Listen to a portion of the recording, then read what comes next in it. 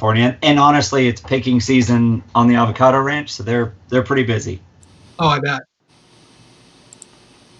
No.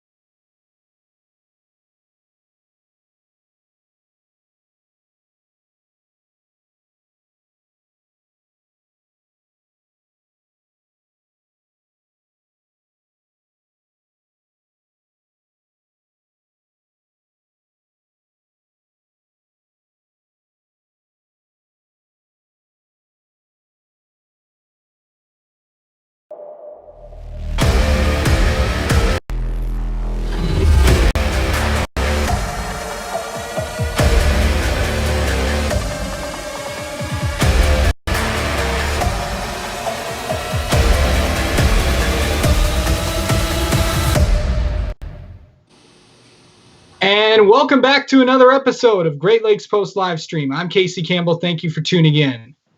We have a very special guest today from the NTT Data IndyCar Series, coming off an 11th place finish at Texas Motor Speedway in the IndyCar Series opener last week. Charlie Kimball, the driver of the number 4 Novo Nordisk Chevrolet for AJ Foyt Racing. Charlie, thank you so much for joining us, man. Thanks for having me. It's always fun talking racing, especially after having gone racing. Yeah. I know that you ran up front in the top 10 all night, and I know some things happened late in the race to, go back. But 11th is not bad, after the year that you had and after the year that AJ Foyt Racing had last year. Overall, I'd say it's pretty good. Would it be a pretty good day for you? It was a really good day. From when we unloaded Saturday morning, the car was pretty competitive. We felt pretty good about it in practice. We made a couple of changes, not big things, just tweaked it here and there to get better for qualifying. But we'd spent a lot of time before we ever got to the racetrack thinking about what the day was going to look like, how it was going to be different, being a one-day show, practice, qualify, race. And you have to race your qualifying car. Usually we're trimming out in qualifying to try and get as fast as possible. But racing our qualifying car meant we ran a lot more downforce, and we had to make sure the gears were right in qualifying so that they were right for the race as well. Yeah. Yeah, I mean, it was, these one-day shows, but you still had practice. You still had qualifying, unlike NASCAR. But, I know a lot of guys, that was their first time on an oval. But how did you adjust to all that, and not having the fans there, wearing a face covering, and all that fun stuff? It was very atypical. It was very unique. Wearing a mask all day. It was a long day at the office. My alarm went off at 4:30 Saturday morning. A bunch of the teams were on a charter down to Texas, and then did practice, did qualifying, did the race. It was 96, 97 degrees. Felt like 107 with the humidity. Fire suit in a race car with an aero screen, so it was pretty hot. And then we flew home that night, and I got back to my house at about 3:30 Sunday morning. So it was 23 straight hours of work. So it was a long day, and it was so weird hearing the national anthem over the PA, and then when it was finished, it was quiet. It was almost eerie, because no race I've ever done, from go-karting to Formula Fords to IndyCar, have we had no fans. I mean, there's always some friends and family in the grandstands. Yeah. Let's talk, the weirdness of all that. I mean, I understand, not having fans there. I think NASCAR's gotten used to it. Okay, we're racing in front of no one. But I'm sure that what I saw from the TV ratings, it was pretty up, and I think it helped that it was on national television. What was it like? Because it looked like a lot of people did tune in and watch IndyCar's first race back. Well, it's good to have live sports on TV. I'm a sports fan as well as a racing driver. So to be able to go to the racetrack and put on a show for the fans at home, while they weren't at the racetrack, they were able to tune in. First time, Saturday night, prime time on NBC. Ratings were pretty good.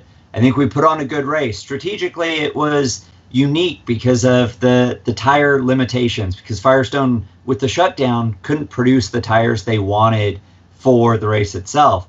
So we were having to pit every 35 laps of green, which created a unique strategic challenge for the engineers and the strategists on the timing stands. And at the same time, the track itself, as hot as it was a really narrow lane. I mean, a single line, not a lot of grip outside of that. So passing was at a premium. Track position, which you don't usually think about at Texas, but it almost raced like a short track in turns 1 and 2 and a super speedway in turns 3 and 4.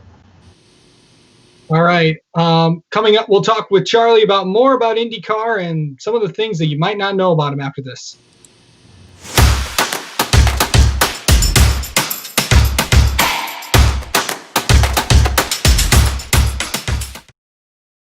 Is that beautiful? And then you're going to have the same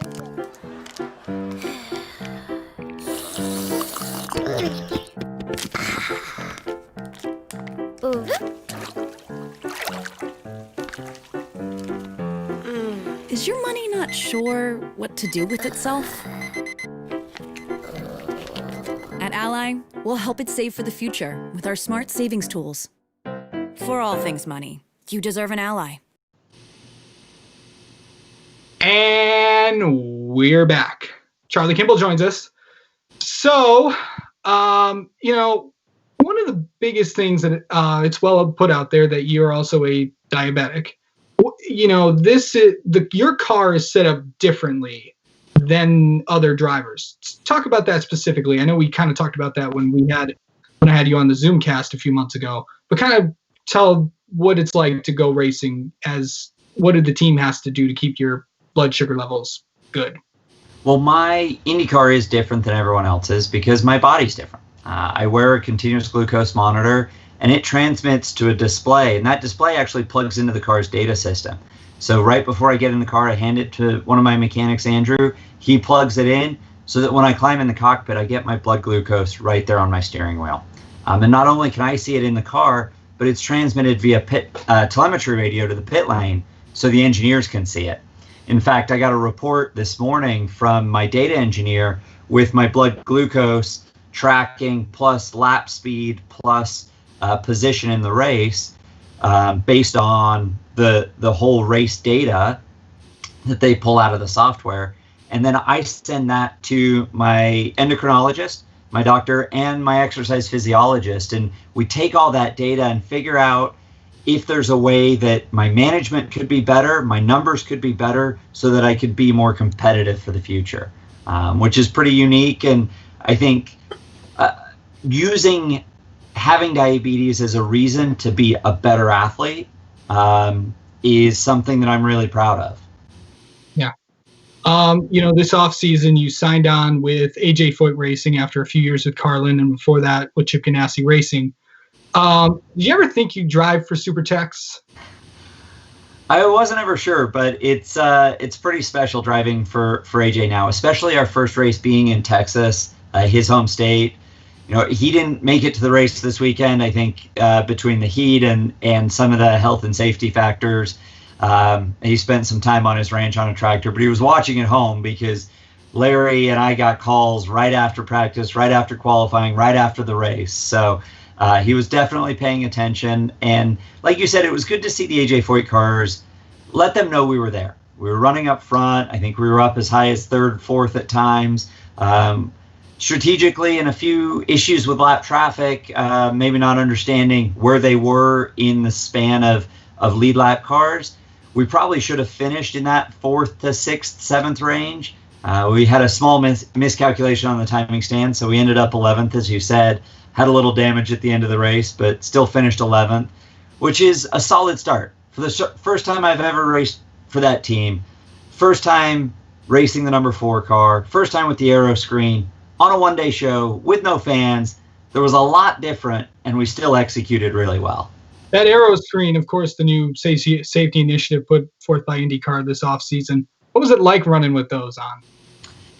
It was different. Visually, it was totally fine. Even with the sun turning into turn 3 a couple of times early in the race, there was glare right in our face, but it wasn't ever too much glare. And even the racing optics tear-offs held up really well. We only needed to pull a tear-off once every 2, maybe even 3 stops. And Texas can be one of those events that when we didn't have the aero screen, our helmets would get pitted and worn really badly because of the dust and the dirt at the racetrack and in the air. And the aero screen held up fine. It was maybe a little hotter, but with the forced air coming into the back of our helmets and through our helmets, we were able to stay pretty cool. All right, coming up, we'll preview the Indy Grand Prix on 4th of July weekend, and NASCAR is going to be there as well. We'll be back.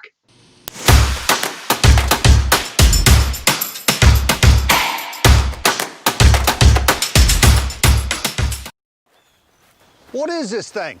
A Roxor. Ain't no turn signals. No traffic where this goes. Ain't no plastic. Nope. Box steel frame, too. Woo-wee, that's pretty. No nav TV screen. It's up there. Ain't got no license plate. Ain't street legal. That's the best part. If you're looking for unmatched capability and industrial strength durability, it all starts here for under 16 grand. Ain't no toy, huh? Nope. All good. And we're back. Charlie Kimball joins us. So before the break, we talked about, the IndyCar NASCAR doubleheader at the road course. So how it works is the IndyCars will run first, I think at noon, and followed by the NASCAR Xfinity Series. And then the Cup Series will run on Sunday on the traditional Indy course. What's that going to be like? Having all those people. Unfortunately, they will be closed to the public, but it's still going to be Indianapolis. It's Indianapolis. The GMR Grand Prix has been one of my highlights. I qualified second there a couple of years ago. I think I had like 3 4ths or 5ths in a row. I like the best average finish of anybody in the paddock for a few years. It's a racetrack I really enjoy and have fun with. But it's going to be unique. It's unprecedented with a NASCAR IndyCar doubleheader. The fact that the Xfinity cars and the Indy cars will run the road course. I think practice, qualify Friday, race Saturday, as you said, right before the Xfinity cars, and then the Cup cars will run Sunday on the oval. I think it's going to be a lot of work for IMS and the track crew to switch from road course to oval Saturday night into Sunday. But I'm going to be watching the Brickyard on Sunday from home. And I hope it's after having a really good result on Saturday. Also, of course, the big story heading into IndyCar is the sport is under new ownership with Penske or with the Penske organization taking over. It looks like they really have made selling on this sport as IndyCar is, and I think that it's going to be a bigger change when the Holman George company had it for so many years. It's basically going to be a lot better. What changes have you seen with that? You see it from top to bottom, how they run the organization, both in IndyCar and the Indianapolis Motor Speedway. Living in downtown Indianapolis, I drive past the Speedway off and on a couple of times a week usually, and seeing some of the different updates and upgrades. And it just, I think Tim Cindric actually at Penske Racing said the other day, it just looks like a younger facility at the moment. And I think that's a great way to say it. There are just some little pieces that have been cleaned up. And part of that's fresh ownership, fresh eyes, looking around going, why aren't we doing that? Can we do that? How about this? And these different thoughts. And Penske always runs a top shelf organization in all of his businesses, from his race teams to his promoters to the truck rentals to the car dealerships, the body shops, all of those. And applying that same business level and quality business acumen into the facility and the racetrack, I think it means the sky's the limit for the future. Yeah. And, previewing this race at the Indy Road Course, you said that's one of your favorite events. first time that you've been with this team on a road course, what are you going to expect with this car? Well, we were really competitive. The 14 car with Sebastian Bourdais was really competitive at the COTA Open test back in February. And I think there's no reason we can't be competitive. We're going to go spend some time, just a morning at the Team Chevy Driver in the Loop simulator before we get to the Grand Prix racetrack. So we'll have an idea on the car and we'll have an idea on setups. And like I said, we can execute the best we can. And when it comes to the race day, we'll get the best result possible and see how we learn from there, headed to Road America the weekend after. All right, Charlie, thank you so much for doing this, and we'll look forward to watching you at the Indianapolis Road Course on the 4th of July weekend. Absolutely. Thanks, Casey. Thanks for having me. And I would like to thank all of you for the privilege of your time watching this Great Lakes Post live stream. I'm Casey Campbell. We'll see you next time.